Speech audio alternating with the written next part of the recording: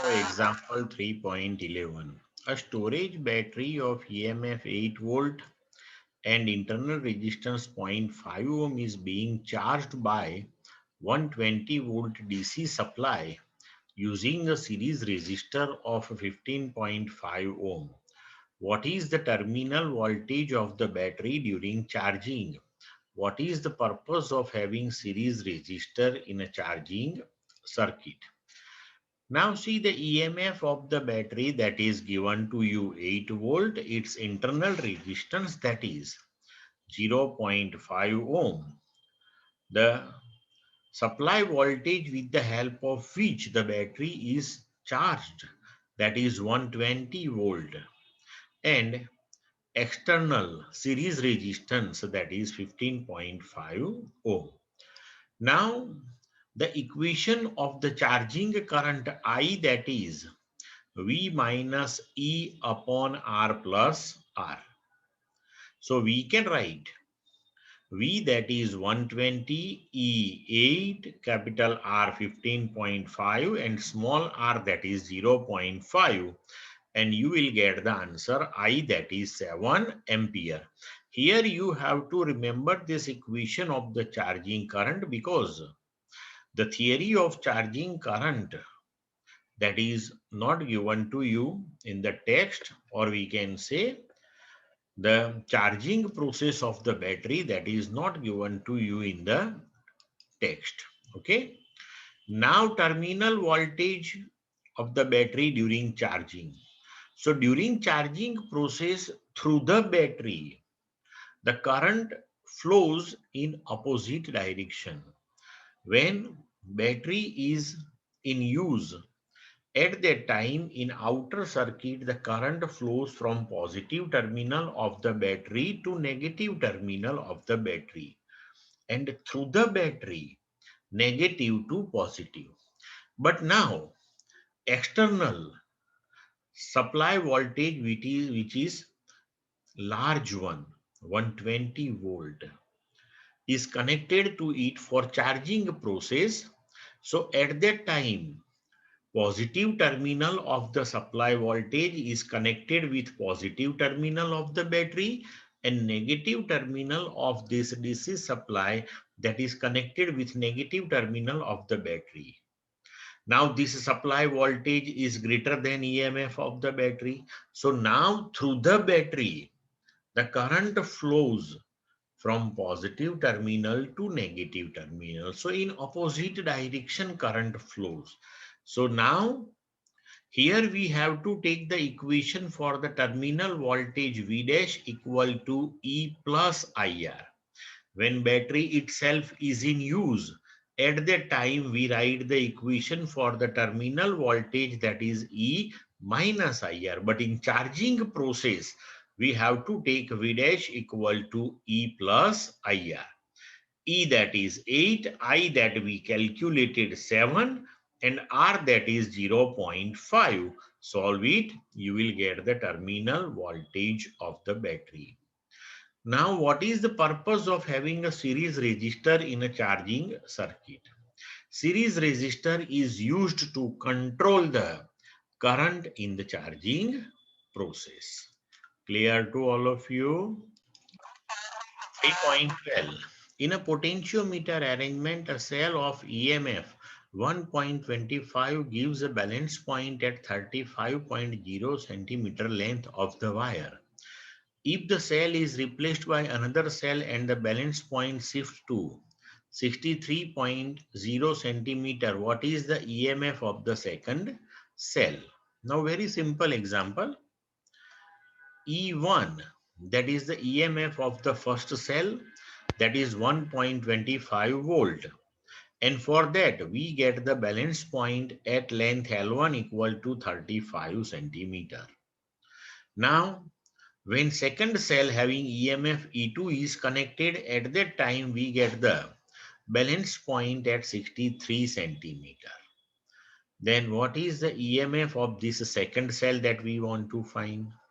So now we can take the ratio here, E2 by E1, that is equal to L2 by L1.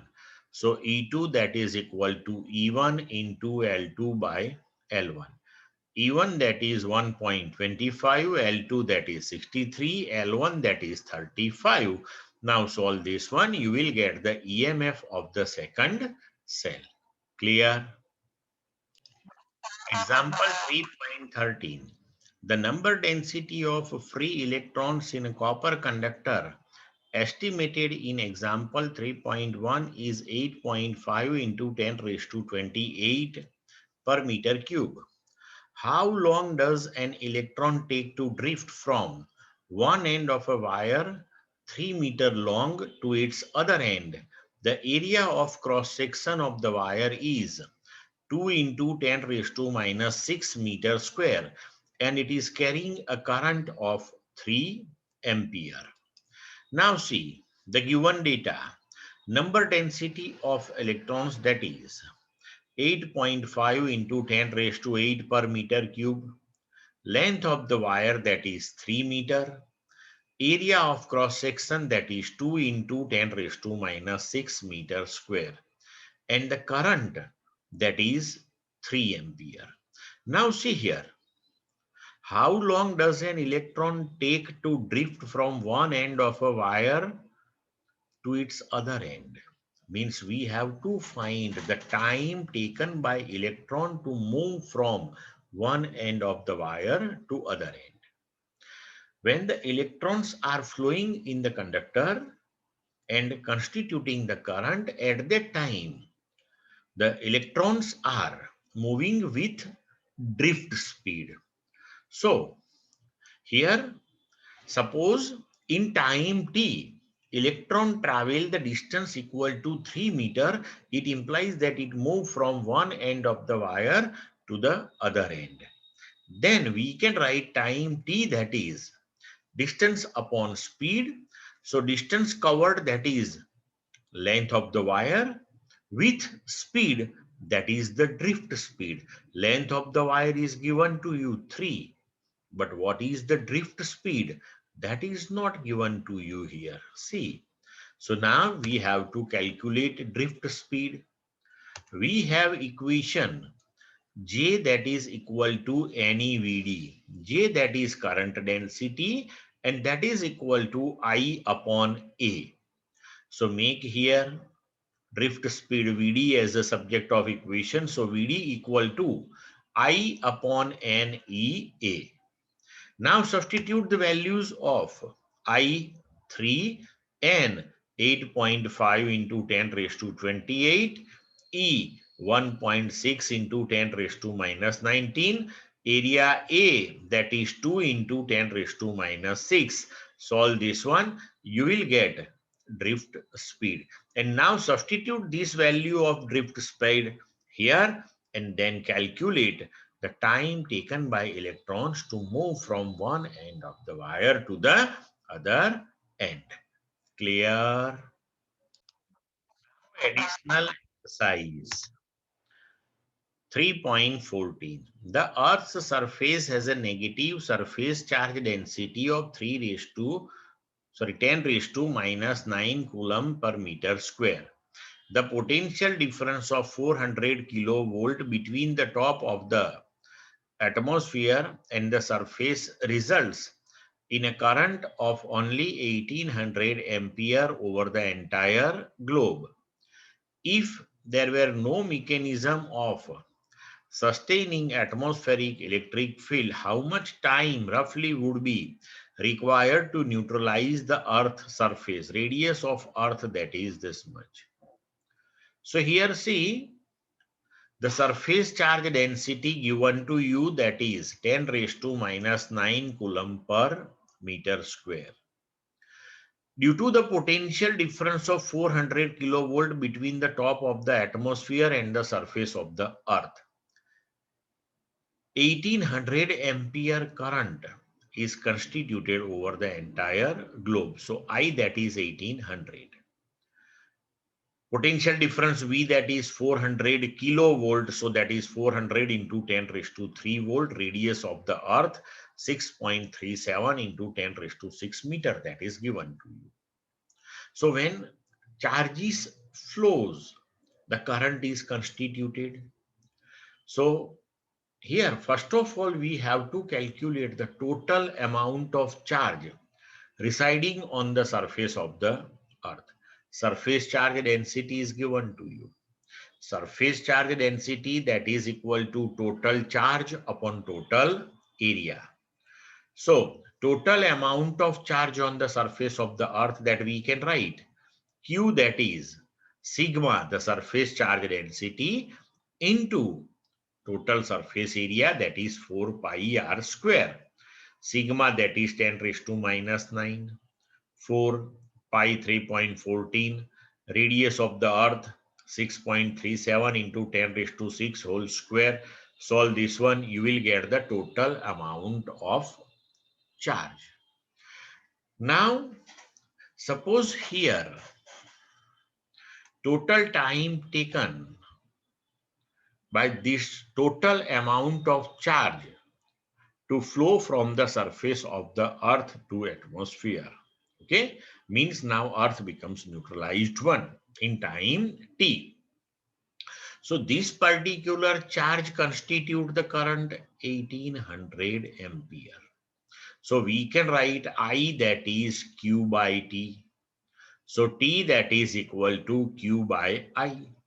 Substitute this particular value of Q here. I, that is given to you 1800. So you will get the time during which the earth's surface will be neutralized. Clear to all of you? 3.15. A. 6 lead acid type of secondary cells, each of EMF 2 volt and internal resistance 0.015 are joined in series to provide a supply to a resistance of 8.5 ohm. What are the current drawn from the supply and its terminal voltage? B.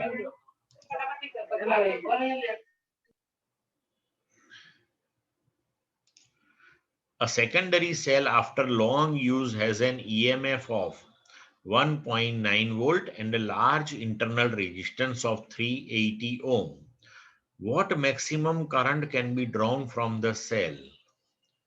Could the cell drive the starting motor of a car? Now see. 6 lead acid type secondary cells are connected in series, and the external resistance, that is 8.5 ohm. So 6 cells, these are their internal resistances, are connected in series with external resistance R. Now each cell, that is with EMF of 2 volt, and total number of cells in series, that is n equal to 6. Internal resistance of each cell, that is 0.015 ohm, and external resistance R, that is 8.5 ohm. Now current drawn from the supply, or we can say current constituted in the circuit. So I, that is equal to total EMF upon total resistance of the circuit. Total EMF. So one battery, that is with EMF E. Such n batteries are in series. So n into E.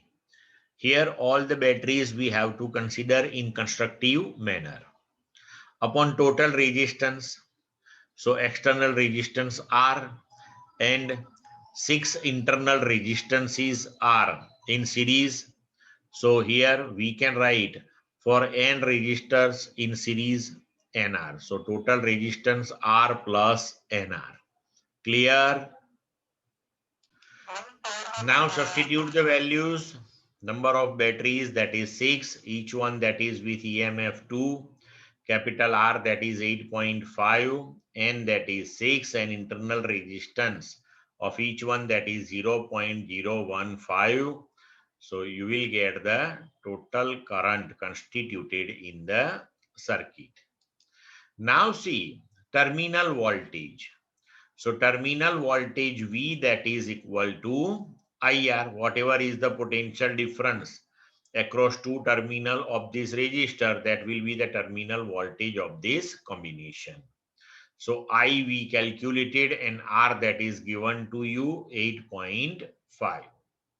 Now second question. See, now EMF becomes 1.9 volt and internal resistance becomes 380 ohm. So E dash equal to 1.9 volt, R dash that is 380 ohm. So maximum current can be drawn from the cell, that is E dash upon R dash, that is equal to 1.9 upon 380. So maximum current drawn from the cell, that is very small. Your answer will be very less here, 1.9 upon 380. So this particular cell can't start the motor because this current is not sufficient one to start the motor of a car. Clear? 3.16. Two wires of equal length, one of aluminium and the other of copper, have the same resistance. Which of the two wires is lighter one? Hence explain why aluminium wires are preferred for overhead power cables. Resistivity of aluminium, that is 2.63 into 10 raised to minus 8 ohm meter. Resistivity of copper, that is equal to 1.72 into 10 raised to minus 8 ohm meter. Relative density of aluminium, that is 2.7, and of Cu, that is equal to 8.9. So here we have to compare the mass of aluminium wire and mass of copper wire. See, resistivity of aluminium, resistivity of copper, density of aluminium, density of copper. All are given to you. See, relative density actually given to you, but we know relative density, that is density of the substance upon density of water. So density of the substance, that is equal to relative density of the substance into density of water. So whenever the relative density is multiplied by density of water, you will get the density of the substance. So density of aluminium, 2.7 into 10 raised to 3 kilogram per meter cube. And density of Cu, relative is given to you 8.9. So 8.9 into 10 raised to 3 kilogram per meter cube. Now, length of both the wires, that is same one. Then resistance of both the wires, that is also given to you same one. So we can start with it. Resistance of aluminium, that is equal to resistance of copper. Resistance R, that is equal to rho L by A. So resistivity rho of aluminium, length of aluminium upon cross-sectional area of aluminium, that is equal to resistivity of copper into length of copper upon area of copper. Length is same one, so cancelled. So we can write area of copper upon area of aluminium, that is resistivity copper upon resistivity aluminium. Now we want to compare the masses. Okay, so somehow we have to introduce mass in this one. Now see, on left hand side of this equation, multiply by the ratio of the lengths of both wire, because length is same one. It implies that here on one side you can multiply, because after all length Cu upon length aluminium, that is 1, because both the lengths are same one. So area aluminium into, area copper into length copper upon area aluminium into length aluminium. So cross-sectional area into length will give you the volume. So on left hand side we will get here volume of the copper wire upon volume of aluminium wire, that is equal to, on right hand side as it is, resistivity of copper upon resistivity of aluminium. Now multiply both the side by the ratio of densities of copper to aluminium.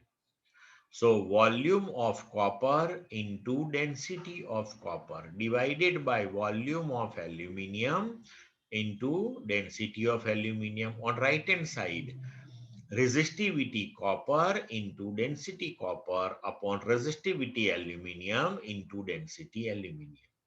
Now density, that is mass upon volume. So mass, that is volume into density. It implies that on left hand side now we will get the ratio of the masses of copper to aluminium. So on left hand side, mass of copper upon mass of aluminium, that is equal to right hand side as it is rho Cu dCu upon rho aluminium d aluminium. Now substitute the values on right hand side. Resistivity copper 1.72 into 10 raised to minus 8 upon resistivity aluminium 2.63 into 10 raised to minus 8. Density of copper 8.9 into 10 raised to 3 upon density of aluminium 2.7 into 10 raised to 3. 10 raised to minus 8, 10 raised to minus 8 cancelled. 10 raised to 3, 10 raised to 3 cancelled. So resultantly you will get mass upon mass Cu upon aluminium's mass aluminium, that is equal to 1.72 into 8.9 upon 2.63 into 2.7. Solve this one. You can understand this ratio that will be greater than 1. It implies that mass copper is greater than mass aluminium. So we can say aluminium wire, that is lighter one, and due to its less mass compared to copper wire having same length, then we can use easily it for overhead power cables. 3.17. What conclusion can you draw from the following observations on a resistor made of alloy manganese? So here current, voltage observations are given to you, and we want the judgment about resistor. What conclusion you can make for the resistor? So to find out the resistor, here we have to draw the graph of voltage versus current, and then after we have to find out the slope of it, because its slope will give you the resistance. Mathematically also you can calculate for each observation. Calculate the ratio voltage to current, voltage to current, voltage to current. Then you can observe this thing. All the values obtained by calculation will be very close to each other. Clear? So we can say Ohm's law is valid to high accuracy. Clear? And its resistivity is almost independent of the temperature, because manganese, that is alloy. Okay. 3.18. Answer the following questions. A. A steady current flows in a metallic conductor of non-uniform cross-section. Which of these quantities is constant along the conductor? Current, current density, electric field, or drift speed? So current, that will remain constant. All other quantities, that depends on the cross-sectional area. Okay. B. Is Ohm's law universally applicable for all conducting elements? If not, give examples of elements which do not obey Ohm's law. So Ohm's law is not the universal law. It can't be applicable universally for all conducting elements. And here examples that is semiconductor diodes, vacuum diodes, which does not obey Ohm's law. C. A low voltage supply from which one needs high current must have very low internal resistance. Why? Because current drawn from the battery, that is given by the equation I, that is E upon R plus R. So if the resistance in the circuit, that becomes minimum one. So if we consider the external circuit resistance 0, then the equation for the maximum current drawn from the battery, that comes to E by internal resistance. So if internal resistance that is low, then the current drawn from the battery, that will be large one. D. A high tension supply of say 6 kilovolt must have a very large internal resistance. Why? If internal resistance is large one, then the current, that will be less. So if accidentally the circuit is shorted, then current drawn from the supply, that will not exceed the safety limit.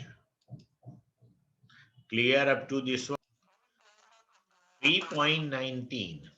Choose the correct alternative. A. Alloys of metals usually have greater or less resistivity than that of their constituent metal. So that is greater one. Second, means B. Alloys usually have much lower or higher temperature coefficient of resistance than pure metal. So that is lower one. And due to that, the change in temperature does not give you the considerable change in resistivity of it.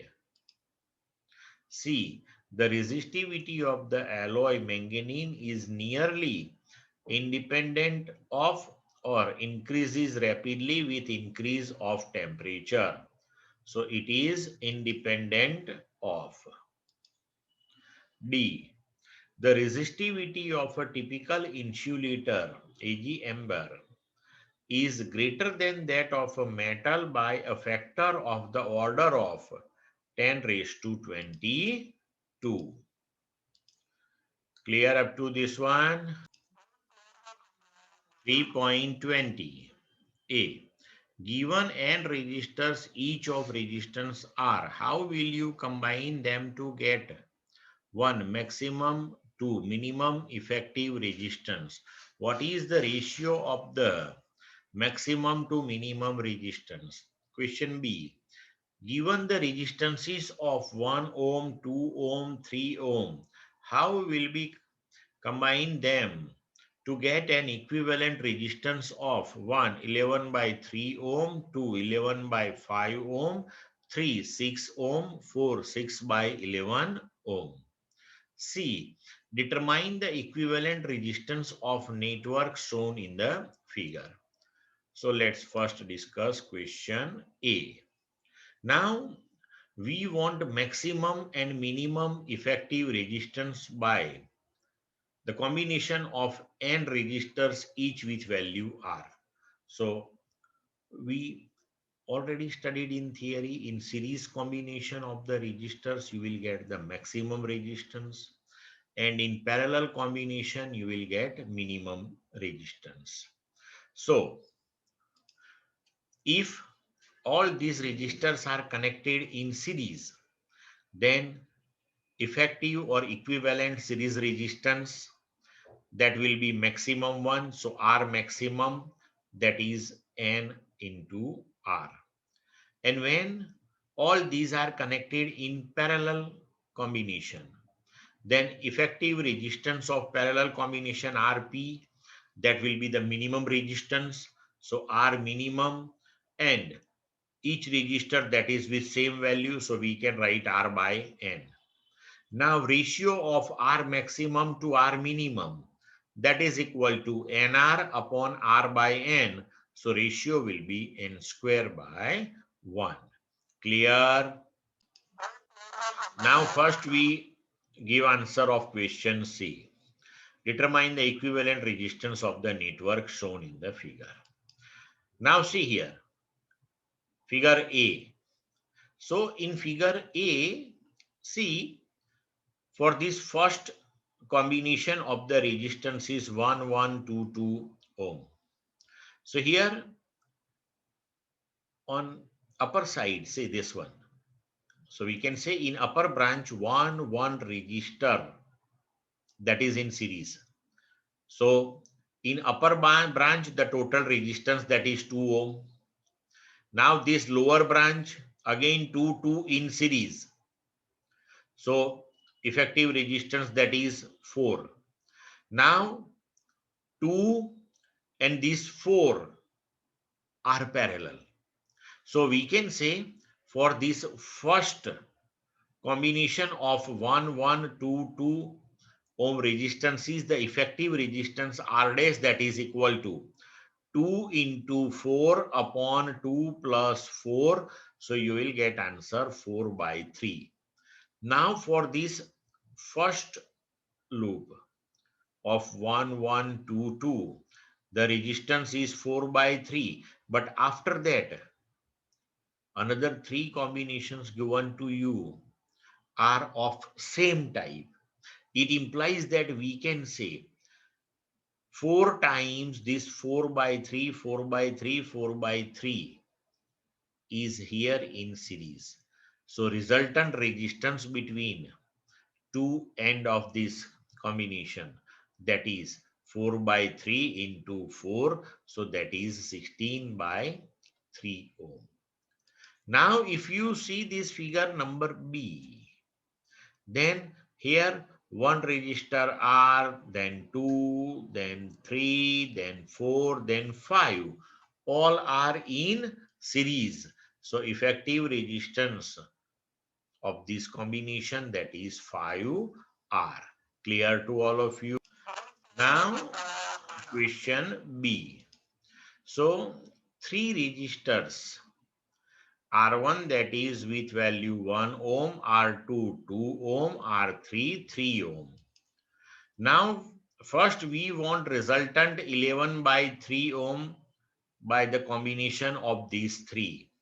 So to obtain the resultant resistance 11 by 3 ohm, we have to take the parallel combination of R1, R2, and then it will be in series with R3, then 1 into 2 upon 1 plus 2, and this plus 3, you will get 11 by 3 ohm.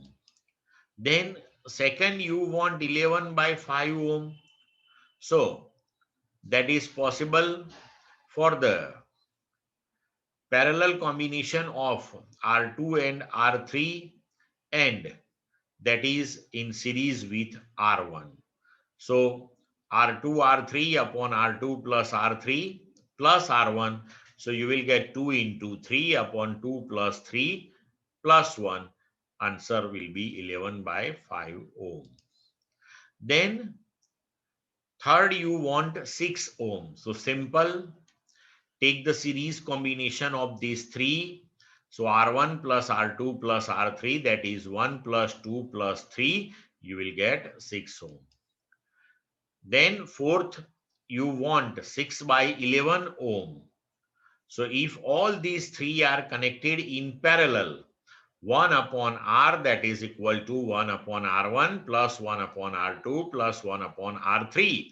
Then 1 upon 1 plus 1 upon 2 plus 1 upon 3, you will get 11 by 6. So resultant R, that is 6 by 11 ohm.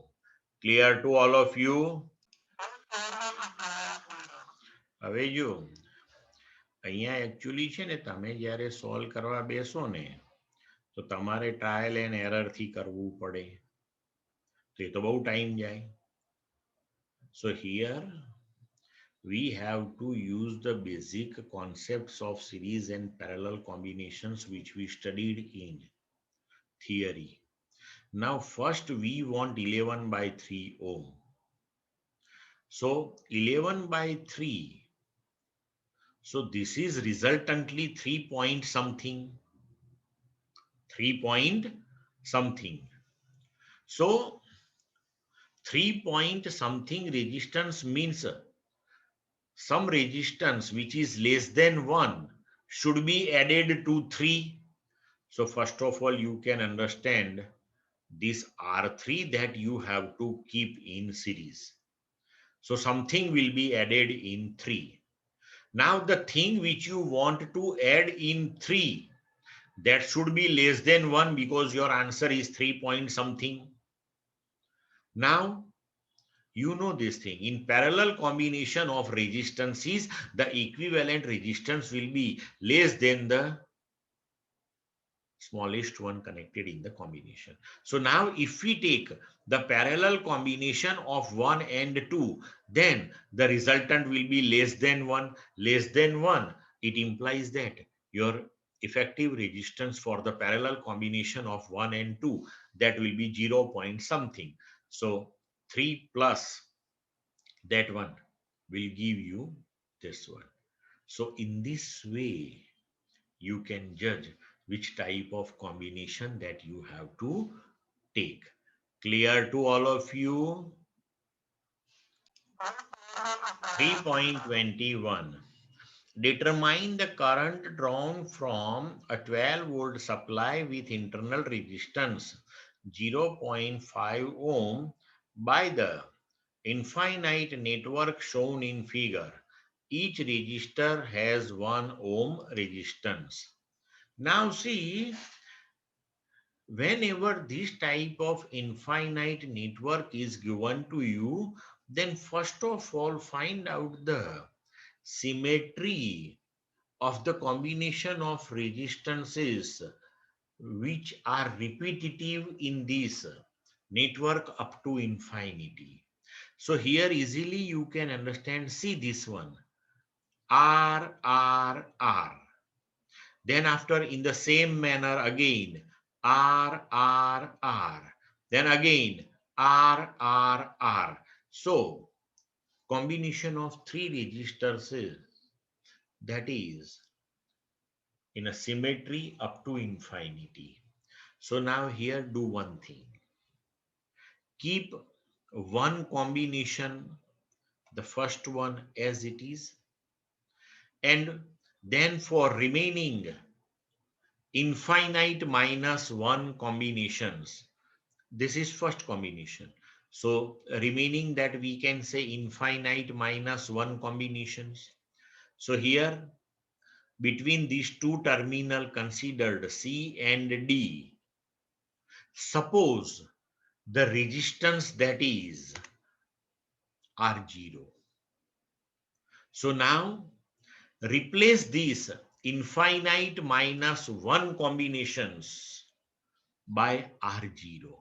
So this first combination R, R, R, and with that between these two terminals C and D, entire remaining network is replaced by R0. Clear up to this one? When you have infinite number of combinations, so in that particular case, if you take the effective resistance of infinite minus 1, that is equal to R0, then you can take the effective resistance of infinite combination, that is also R0. So now considering that particular concept, we can write the effective resistance between A and B. So consider that one is R0. And that is equal to, now as per this equivalent circuit, we can write R plus this parallel combination here. So that is R0 upon R plus R0. Then this R, so plus R. So R0, that is 2R plus RR0 upon R plus R0. Take R plus R0 as LCM. So R0, that is 2R square plus 2R R0 plus RR0 upon R plus R0. Now take this R plus R0 in denominator on left hand side. So you will get RR0 plus R0 square, that is equal to 2R square plus 2RR0 plus 2 plus RR0. So RR0 cancel from both the side. Resultantly, you will get R0 square minus 2RR0 minus 2R square equal to 0. Now, to find out the value of R0, here this 2R square, write it as R square minus 3R square, because this is minus 2R square. So you can rewrite it as R square minus 3R square. Now see, this R0 square minus 2R R0 plus R square, that is the whole square of R0 minus R. And now this last term, that also you can write in terms of whole square of root 3R, and that is equal to 0. So now you can write the factors as per a square minus b square, that is a minus b, a plus b. So here R0 minus R minus root 3R into R0 minus R plus root 3R, that is equal to 0. Clear up to this one? Now we can take R0 minus R minus root 3R, that is equal to 0. So from that you can write R0, that is R plus root 3R. So that is equal to R into 1 plus root 3. Or you can take R0 minus R plus root 3R, that is 0. So for that you can write R0, that is equal to R minus root 3R. But R minus root 3R will give you negative value of R0. And negative value of resistance, that is not permissible. It implies that resultantly we can say R0, that is equal to R plus root 3R, this one, and R0, that is R into 1 plus root 3. And now substitute the value of R that is given to you here, each resistor, that is with value 1 ohm. So R across AB, that is 1 into root 3 plus 1. Now effective resistance between A and B, that is R0. Now 12 volt battery with internal resistance 0.5 ohm is connected with it. So the current in the circuit I, that is equal to E upon R0 plus R. So that is equal to E is 12, R0, that is 1 plus root 3, small r, that is 0.5. Solve this one, you will get the current in the circuit. Clear? 3.22. Figure shows a potentiometer with a cell of 2 volt and internal resistance 0.4 ohm, maintaining a potential drop across the resistor wire AB. A standard cell which maintains a constant EMF of 1.02 volt gives a balance point at 67.3 centimeter length of the wire. To ensure very low currents drawn from the standard cell, a very high resistance of 600 kilo ohm is put in series with it, which is sorted close to the balance point. The standard cell is then replaced by a cell of unknown EMF E, and the balance point found similarly turns out to be at 82.3 centimeter length of the wire. Then what is the value of E? So here for one cell which we consider the standard cell having EMF E1, that is 1.02 volt, the null point is at 67.3 centimeter.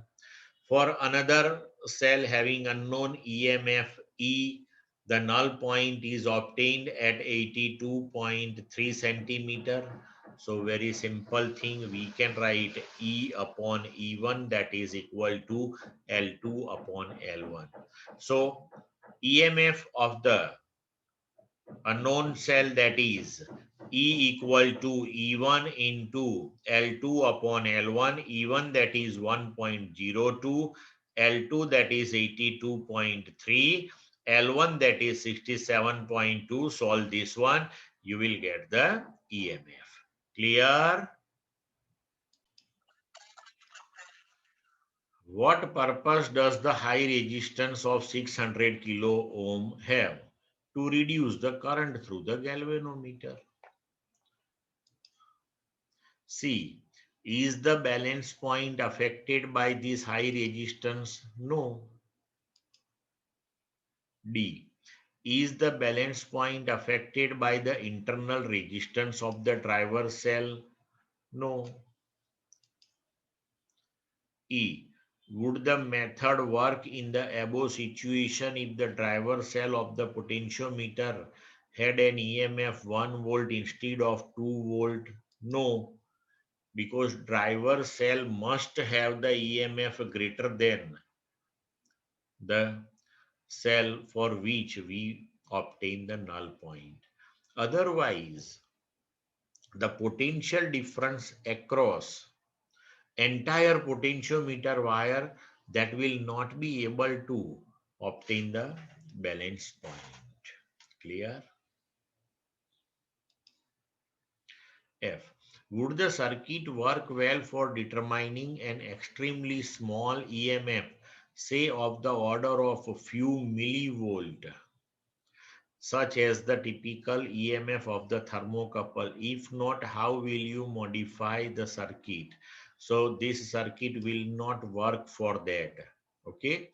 So we have to modify it by putting a suitable resistor R in the series with the AB wire, because for very small potential difference, the length of the wire appear to balance it, that will be very small, means your null point that will be very close to terminal A.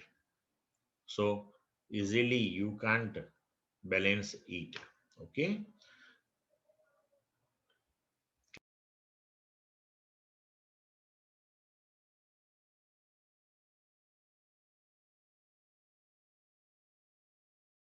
Sir, mute, sir.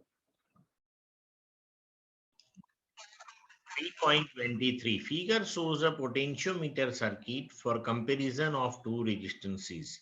The balance point with a standard resistor R, that is equal to 10 ohm, is found to be 58.3 centimeter, while that with the unknown resistance X is 68.5 centimeter. Determine the value of X. What might you do if you fail to find the balance point with the given cell of EMF E? Now see here, when you are getting the balance point, no doubt whatever the current is there in the circuit, that is the same one. So potential drop across resistance and potential drop across the wire, which one is giving you the null position, that is same one. So we can write E2 by E1, that is equal to Ix upon IR, that is equal to L2 by L1. So current, that is same one, II cancelled. So we can write X equal to R into L2 upon L1.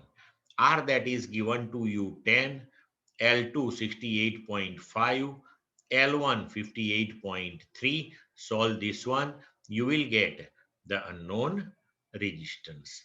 Now, what might you do if you fail to find the balance point? So, if you fail to find the balance point, then you have to increase the EMF of this driver cell, or you have to increase the length of the potentiometer wire. Clear? 3.24. Figure shows a 2-volt potentiometer used for the determination of internal resistance of a 1.5-volt cell. The balance point of the cell in open circuit is 76.3 centimeter. When a resistor of 9.5 ohm is used in the external circuit of the cell, the balance point shifts to 64.8 centimeter length of the potentiometer wire. Then determine the internal resistance of the cell. Very simple thing. E, that is 2 volt, internal resistance R, that we want to find. R, that is 9.5 ohm. L1, that is 76.3 centimeter. L2, that is 64.8 centimeter. We have equation for the internal resistance of the cell, that is equal to capital R into L1 upon L2 minus 1. Capital R, that is 9.5, L1, that is 76.3, L2, that is 64.8, minus 1. Solve this one, you will get the answer. Clear to all of you?